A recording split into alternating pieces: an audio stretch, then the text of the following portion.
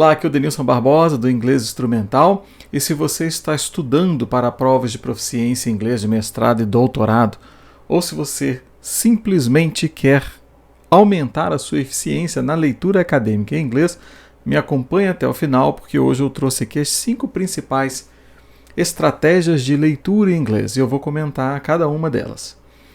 Muito bem, em primeiro lugar, é importante destacar que nós não podemos fazer a leitura de um texto em inglês da mesma forma como estamos acostumados a fazer em português.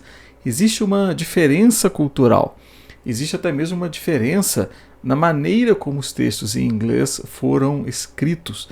Então, nós podemos dizer que eles foram elaborados para serem lidos de uma determinada forma. Então, realmente é um choque, né? O texto foi redigido para ser lido de uma maneira e nós fazemos a leitura de outra maneira. Então vamos lá, nós temos aqui 5 pontos, olha, 5 estratégias. Ali a primeira, predicting, depois o skimming, scanning, search reading e reading for detail. Vou comentar aqui cada uma delas. Predicting, como você está vendo ali a definição, é uma previsão de conteúdo do texto. Muitos podem até negligenciar essa etapa, considerá-la como desnecessária, mas eu diria, né, que ela é fundamental. Tá? Pode parecer que não, mas fazer uma previsão do conteúdo vai ajudar muito na sua interpretação, principalmente se você estiver numa prova. Né? Se você estiver numa prova e tiver um pouco de nervosismo ali, tensão, o predicting pode contribuir muito nesse processo. Tá? E é fundamental que ele seja estabelecido como rotina, como prática antes das suas leituras. Tá? Ele é simplesmente uma reflexão sobre o provável conteúdo do texto. Então você pode olhar títulos, as primeiras frases dos parágrafos, subtítulos, né, se houver, e fazer uma reflexão, e normalmente eu recomendo 2 perguntas. Né? A primeira delas é: o que você sabe sobre o conteúdo do texto? Então basta você se questionar, né? O que eu sei sobre esse tema? E a segunda é o que você espera do texto. Essas 2 questões vão criar uma reflexão fundamental antes de você iniciar a leitura. Né? E ali no 2 é o skimming. Skimming é uma leitura rápida, sem interrupções. E sem interrupções não somente de natureza para você conversar com alguém ou, enfim, olhar o telefone, não é só isso. É o tipo de interrupção em que você para tentar entender em detalhe, para você consultar no dicionário. Tá?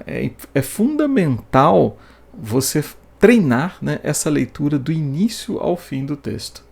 Então você faz uma leitura rápida mesmo, com foco no todo, com foco na mensagem geral. Tá? Se você lê muito lentamente desde o início, você vai muito palavra por palavra. E mesmo no início, você deve, enfim, ter a obrigação de fazer essa leitura rápida do início até o final. Tá? Os resultados iniciais podem não ser muito positivos, você tem uma expectativa de que entendeu pouco, mas é fundamental você treinar a ferramenta. Tá? Então, faça essa leitura do início ao fim. Se você é mais iniciante na leitura, você pode contar com os cognatos, que são aquelas palavras parecidas com a língua portuguesa, e com base na observação desse vocabulário, você vai ter uma noção ali da ideia geral, ok?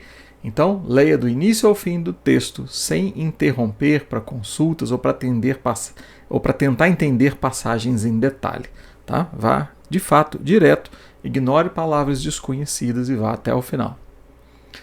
Depois ali o 3, o scanning, varredura do texto para localização de palavras. Isso aqui você já utiliza mais, digamos assim, quando você está fazendo uma prova de proficiência, por exemplo, ou um exame internacional, até mesmo as provas de concurso.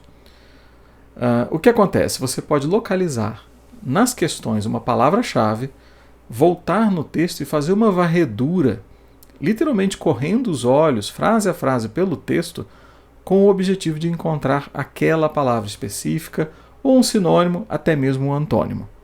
Tá?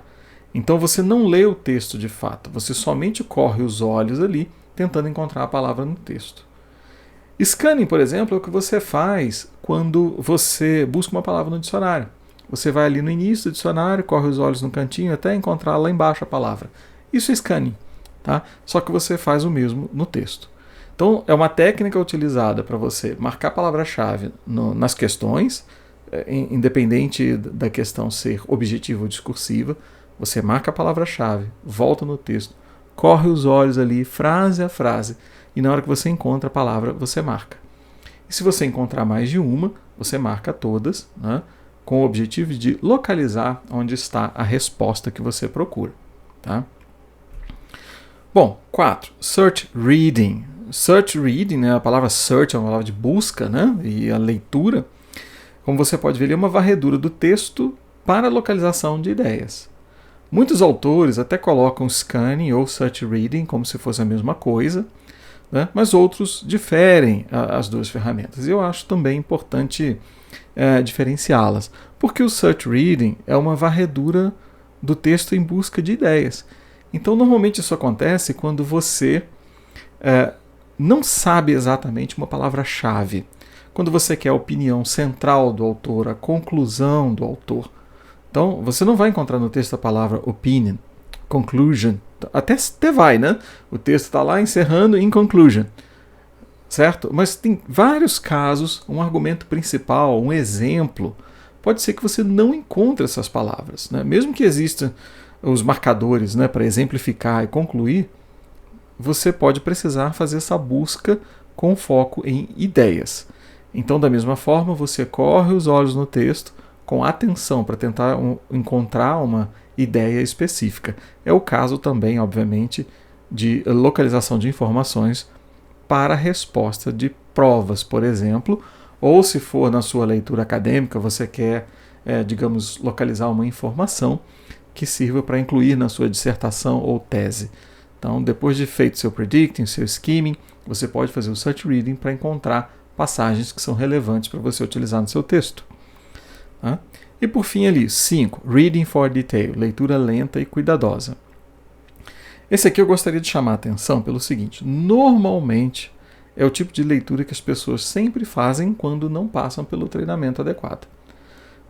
Você vai com aquela mentalidade, né, de que, olha, preciso ler esse texto, preciso entender, é um texto difícil, está em inglês, tá? E acaba apelando para a leitura lenta e cuidadosa, né, detalhada ali desde o princípio do texto.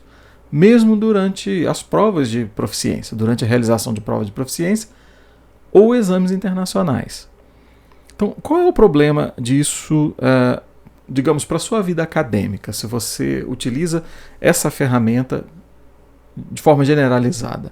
Se você pega um texto para utilizar na disciplina, por exemplo, do mestrado ou do doutorado, um texto que você tem que trabalhar com a turma ali, e você faz uma leitura detalhada desde o princípio, certamente você vai demorar muito naquele texto, né? Muitos questionam, né? Gastei tantas horas na primeira página, porque é uma leitura detalhada, consultando vocabulário, e isso não é adequado. Tá?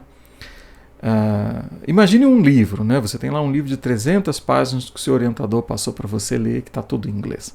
Aí você vai ali diretamente com a metodologia do Reading for Detail e de fato não funciona. Tá? E na prova, ela toma o seu tempo de prova, ela destrói completamente a sua gestão de tempo. Né? Então, o Reading for Detail ele tem que ser substituído, né? Em vez de ser o seu principal método de leitura, o seu principal impulso ali, ele é utilizado somente em momentos específicos, após a sua localização da informação via scanning ou via search reading. Tá? Então, se você está lá na prova, aí sim, depois que você localizou pelo scanning onde a informação está, você faz a leitura ali em detalhe daquele trechinho do texto. Tá?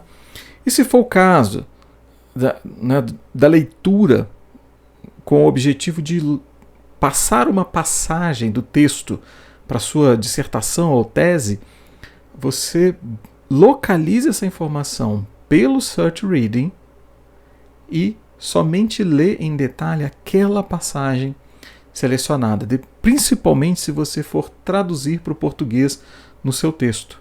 Né? E se for o caso da prova, aí sim, Você, digamos que seja uma prova discursiva, né?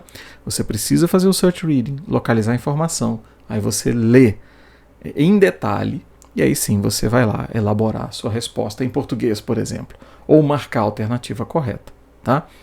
Então o reading for detail, né, é importante até finalizar aqui com ele, tá? Ele precisa ser usado com muito cuidado e somente nessas passagens específicas. Se você usa o reading for detail já logo de início, você vai ter problemas principalmente com o tempo, ok? Bom, eu espero que você tenha gostado aqui das estratégias de leitura em inglês, né? Fundamental internalizá-las e praticá-las antes do seu desafio em si, né? Digamos que a sua escrita, a redação da sua dissertação ou tese, ou a sua prova, tá? É fundamental ter treinamento com isso aqui para que você possa avançar no inglês, ok? Bom, muito bem, não deixe de se inscrever aqui no canal para você receber mais dicas sobre leitura acadêmica em inglês, né, e preparação para provas de proficiência em mestrado e doutorado, né. Aqui na descrição do vídeo você vai encontrar também os links para os meus grupos de Telegram e WhatsApp. Então, se você quiser receber mais informações, mais conteúdo, você pode escolher qual é o seu aplicativo favorito e fazer parte dos nossos grupos, ok? Muito bem, eu vou ficando por aqui e eu vejo você num próximo vídeo. Até lá!